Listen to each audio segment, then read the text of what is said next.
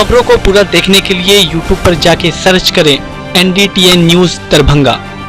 Channel को like, subscribe, comment और share करना ना भूलें। राशन कार्ड पर अनाज नहीं मिलने से गरीब जनता सड़क पर उतरकर किया सड़क जाम। नंबर 10 और 11 में कोरोना पॉजिटिव मरीज मिलने के बाद मोहल्ले में जाकर जांच टीम कर रही है सर्वे। जल जमाव की समस्या को लेकर MSU ने किया नगर विधायक का पुतला दहन। प्राइवेट स्कूलों के मनमानी के खिलाफ इंसाफ मंच ने नो क्लास नो फीस का नारा देते हुए DM के समक्ष दिया धरना।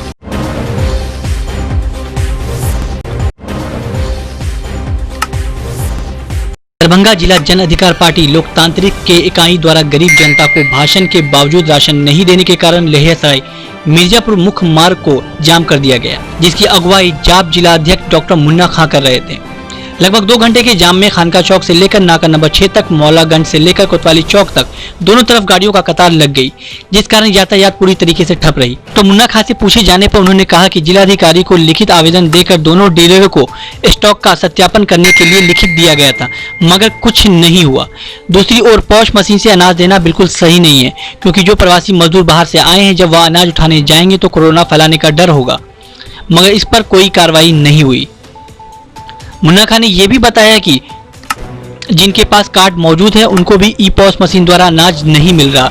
डीलर बता रहे हैं कि आपका कार्ड सरकार ने बंद कर दिया है, चाहे वो अंत्योदय कार्ड हो या PHH। सभी गरीब कार्ड धारक अनाज के लिए पिछले 3 महीने से दर दर की ठोकर खा रहे हैं, जिसे लेकर मजबूरन उन्हें शनिवार को सड़क जाम करना पड़ा।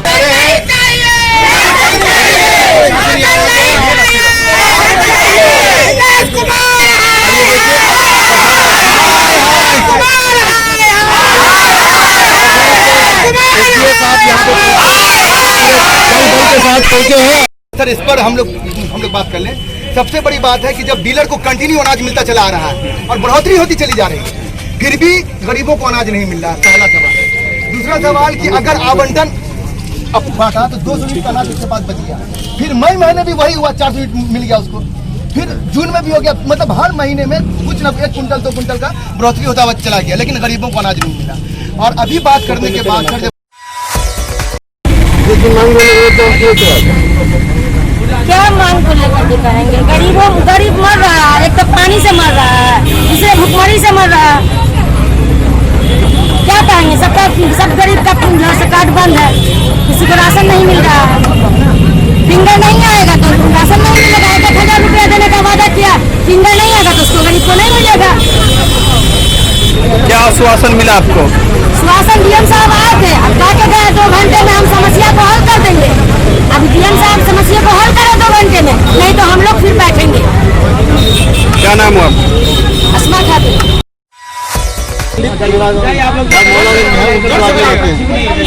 मेरा राशन नहीं भेजता है, आधार कार्ड बंद है, कार्ड बंद है, उसी चलते हम यहाँ आराम किए थे। हम लोग समझे, सरकार जो अनाज देता है तो राशन काटने के लिए देता है, तो नहीं जमा करने के लिए देता है। कार्ड इतना है, अनाज इसके पहले कार्ड है उसी को अनाज, बाकी अनाज समाज नहीं। क्या आश्वासन मिला? राशन तो हमको कहाँ भेज रहा है? आश्वासन क्या मिला? वीडियो साहब आए थे, आप 2 दिन के बाद आप दीजिए। 2 घंटे का टाइम लिए हैं, 2 घंटे के बाद बताते हैं। उसके बाद के लोगों को खाने के लिए अनाज नहीं, सिर्फ भाषण चल रहा है, राशन किसी के घर में नहीं है। हमारे देश के प्रधानमंत्री आते हैं, बोलते हैं 80 करोड़ लोग को देंगे, अच्छी बात है, लेकिन जो हमारे प्रदेश के मुखिया नीतीश जी वो आते हैं, वो बोलते हैं कि इतने गरीब है सबको अनाज मिलेगा, लेकिन आज तक गरीबों को अनाज नहीं मिला। गरीब तो छोटी, जिनके पास कार्ड है, जो लोग कार्ड धारक है, उनको भी अनाज नहीं मिला। इससे ज्यादा क्या बात होगा कि जो गरीब लोग हैं उनको अनाज नहीं मिला। आज वही गरीब लोग आक्रोशित होकर रोड पर आ गए, उनके घर तक तो पानी घुसा हुआ है, खाने को अनाज नहीं है, रहने को घर नहीं है, तो लोग क्या करेंगे? सड़क पर लोग आ गए। इसलिए मैं अभी हम लोगों ने माननीय खाद्य मंत्री जो हमारे खाद्य मंत्री है उनका पुतला दहन किया है और यह आक्रोश व्यक्त किया है कि जब तक समाधान नहीं निकलेगा तब तक रोड रहेंगे, हम लोग रोड पर रहेंगे। लेकिन एसडीओ साहब आए हैं, उन्होंने आश्वासन दिया कि अभी आपका मसला 1 घंटे के अंदर होगा, तो ये लोग माने हैं। अब 1 घंटे में नहीं कुछ होता है तो अगला कार्यक्रम इनको हम बोल के नहीं करने जा रहे हैं, मरने और जीने की लड़ाई हो जाएगी।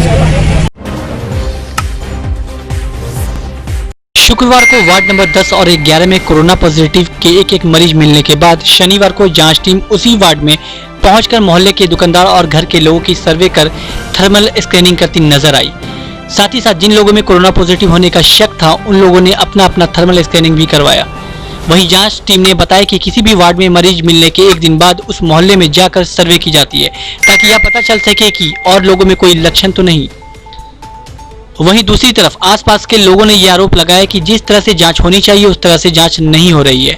जिस मोहल्ले में कोरोना पॉजिटिव मरीज मिल रहे हैं उनके परिवार की पूरी जांच होनी चाहिए, लेकिन ऐसा कुछ नहीं हो पा रहा है, जिससे आसपास के लोगों में अब इतना डर बढ़ चुका है कि काम से घर जाने के बाद वो अपने परिवार के आसपास तक रहने से डरते हैं।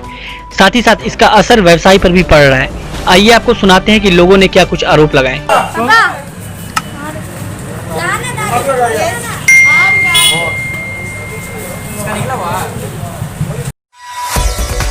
समस्या ये है कि हमारे मकान के अगल बगल से दो लोगों का पॉजिटिव निकला है और आज डीएमसीएच से टीम आई है।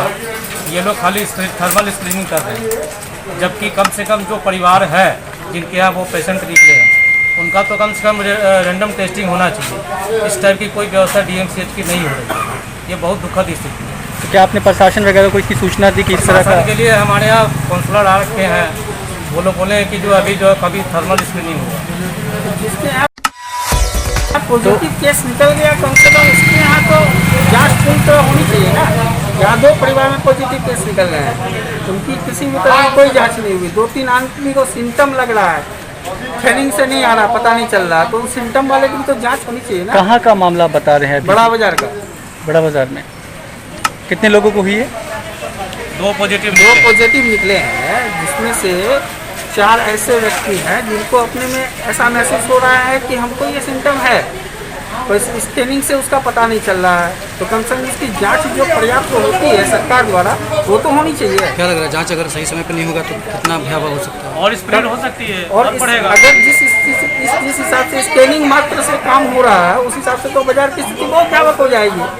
तो अभी माहौल क्या है लोगों के बीच? क्या लोग भयभीत है, ग्रसित है, सब अपने अपने घरों में दबे हुए, छोटे छोटे बच्चे सबके परिवार में है। यहाँ एक लाइन से जितने परिवार हैं सब में अंडर 5 इयर्स हैं बच्चे, तो उस हिसाब में परिवार वाले लोग तो अपने घर में जाने से डर रहे हैं। जो व्यापार कर रहे हैं बाजार में वो तो शाम में जा रहे हैं, 3 टाइम नहा रहे हैं, वैसे तो और उनको प्रॉब्लम होती जा रही है दिन प्रतिदिन।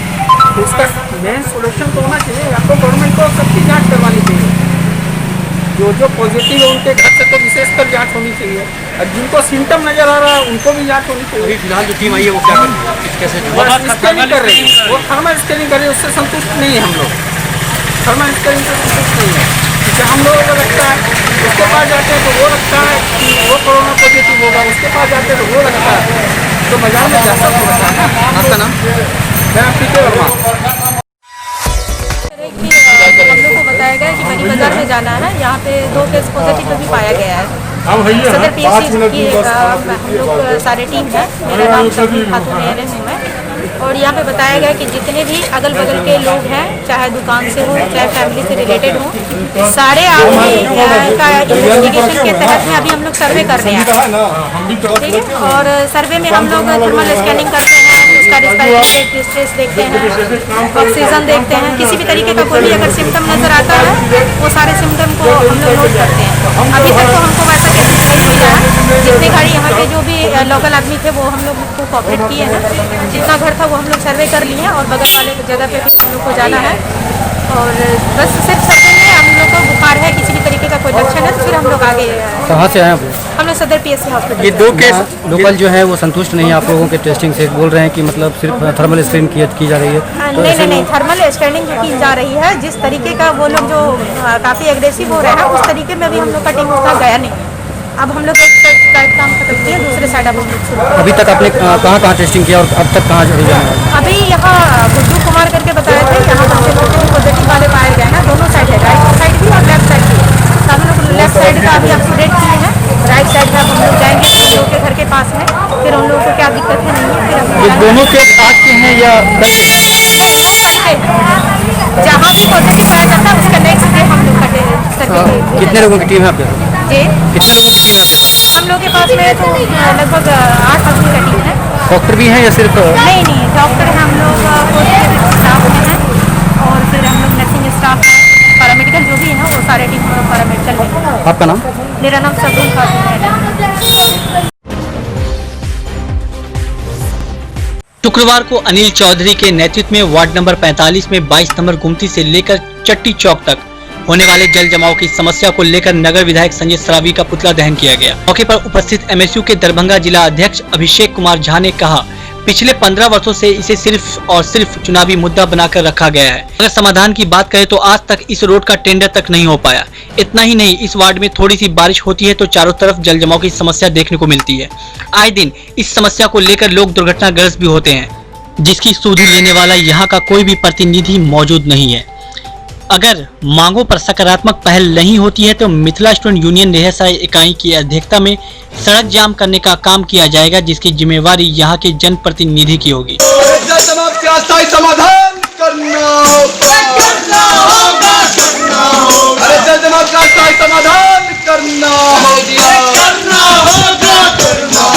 अरे बात तुम्हारे गुमती से चट्टी चौक रोड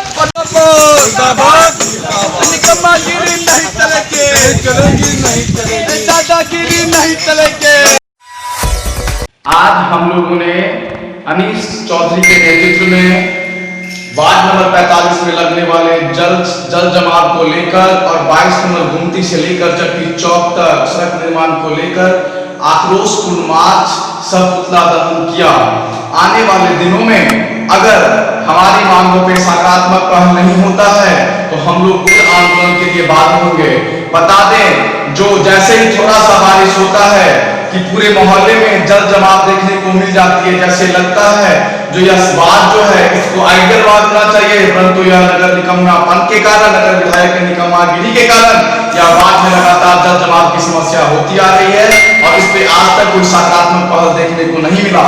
मिथिला स्टूडेंट यूनियन यह मांग करती है, आए दिनों में हमारी मांगों पे सकारात्मक पहल नहीं होता है तो हम लोग आंदोलन के लिए बात होकर चलेंगे। प्राइवेट स्कूलों के मनमानी व लॉकडाउन पीरियड में भी फीस की उगाही करने के खिलाफ नो क्लास नो फीस नारे के साथ इंसाफ मंच व नगर कांग्रेस कमेटी के संयुक्त बैनर तले डीएमसी के समक्ष एक दिवसीय धरना दिया गया।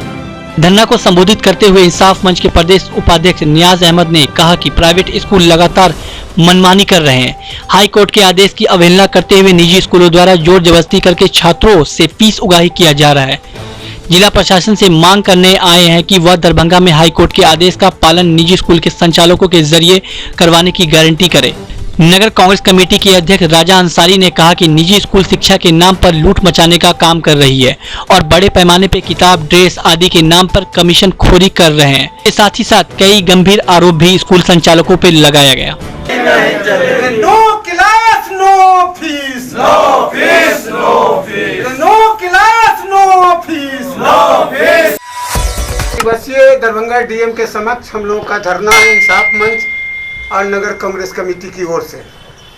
हम मांग करने के लिए दरभंगा डीएम से आए हैं कि लॉकडाउन अवधि में जो मार्च से अगस्त तक का जो फीस स्कूल संचालक को निर्देश दिया जाए कि ये फीस नहीं मांगा जाए। अभी स्कूल संचालकों के द्वारा बच्चे को और बच्चे के अभिभावक को मैसेज दिया जा रहा है कि अगर फीस आप नहीं जमा कीजिएगा तो आपके बच्चे का भविष्य खराब हो जाएगा और रीएडमिशन के नाम पर लूटने की जो बात हो रही है हम उसका विरोध करते हैं। दूसरी तरफ विरोध करते हैं कि लॉकडाउन अवधि में जो शिक्षक कर्मचारी थे वहाँ स्कूल संचालकों के द्वारा उनको पेमेंट दिया जाए। ये दो डिमांड हमारा है कि नो क्लास नो फीस, ये हमारा नारा है। हम इस आंदोलन को आगे बढ़ाएंगे और दरभंगा के डीएम अगर स्कूल संचालकों को अगर बुला करके इस पर अगर कार्रवाई नहीं करेंगे तो हम उच्च न्यायालय जाएंगे और स्कूल के गेट पर अभिभावक और छात्रों को लेकर के हम धरने पर बैठेंगे कि नो क्लास नो